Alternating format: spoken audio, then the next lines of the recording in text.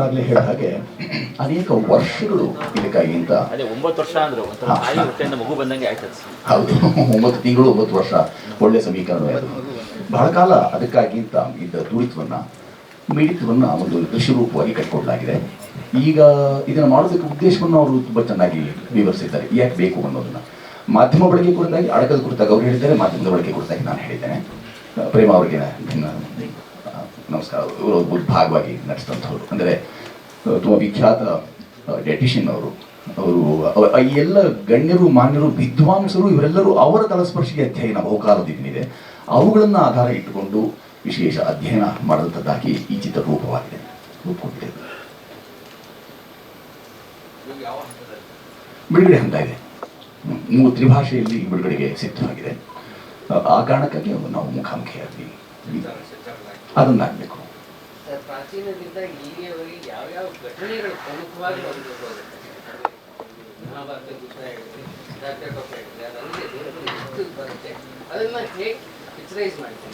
ನಾನು ಆಗಲೇ ಹೇಳಿದ ಹಾಗೆ ಪುರಾಣ ಶಾಸ್ತ್ರ ಇತ್ಯಾದಿಗಳು ಒಂದಾದರೆ, ಆದ ನಂತರ ಸಸ್ಯಶಾಸ್ತ್ರದಿಂದ ಹಿಡಿದು ಶಿಲ್ಪಶಾಸ್ತ್ರದವರೆಗೆ ಕಮಲ ಹೇಗೆ ವ್ಯಾಪಕವಾಗಿ ಪಸರಿಸಿಬಿಟ್ಟಿದೆ, ಹರಡಿಕೊಂಡಿದೆ ಅನ್ನೋದನ್ನು ಸೂಚ್ಯವಾಗಿ ನಮ್ಮಲ್ಲಿ ತುಂಬ ವ್ಯಾಪಕವಾಗಿ ಮಾಡೋಕ್ಕೆ ಸಾಧ್ಯವಾಗಿದೆ. ಹೋದನು ಸೂಚ್ಯವಾಗಿ ಇದೆಲ್ಲವೂ ಮಾಡೋಕ್ಕೆ ಸಾಧ್ಯವಾಗಿದೆ. ಅಂದರೆ ನಾವು ಇದನ್ನು ಸ್ಪರ್ಶಿಸಿ ಬಂದಿದ್ದೇವೆ, ಕೆಲವು ಪದಗಳನ್ನಷ್ಟೇ ಅಂತ ನಮಗೆ ಗೊತ್ತಾಗಿದೆ. ಹಾಗಾಗಿ ಅಂತಿಮವಾಗಿ ಒಂದು ಹೇಳುವಂಥದ್ದು ಮೊಗದಷ್ಟು ಇದೆ ನಮಗೆ, ಇನ್ನೆಷ್ಟು ಮುಗಿದ್ರು ನಮಗೆ ಸಿಗ್ತಲೇ ಹೋಗುತ್ತೆ ಅನ್ನೋದೊಂದನ್ನು ಸಿನಿಮಾ ಅಂತ್ಯವಾಗಿ ಇಟ್ಕೊಂಡಿದ್ದೇವೆ.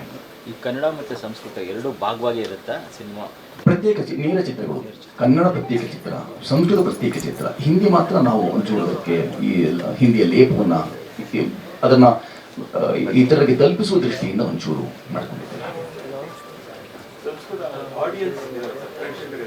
ನನ್ನ ಈ ಹಿಂದಿನ ಚಿತ್ರ ಏಕಚಿತ್ರ ಚಕ್ರಮ್ ಅಂತ, ಅದು ನಮ್ಮಲ್ಲಿ ಕೃಷ್ಣ ಚೀಟಿಕಾ ಅಂತ ಕರಿತೇವೆ, ನಮ್ಮಲ್ಲಿ ಹೇಗೆ ಬ್ಲ್ಯಾಕ್ ಟಿಕೆಟ್ ಅಂತ ಕರಿತೀವಿ, ಹಾಗೆ ಆ ಥರದಲ್ಲಿ ಜನರು ಅದನ್ನು ಮುಗಿಬಿದ್ದು ನೋಡಿದ್ದುಂಟು ಚಲನಚಿತ್ರ ಮಂದಿರಗಳಲ್ಲಿ.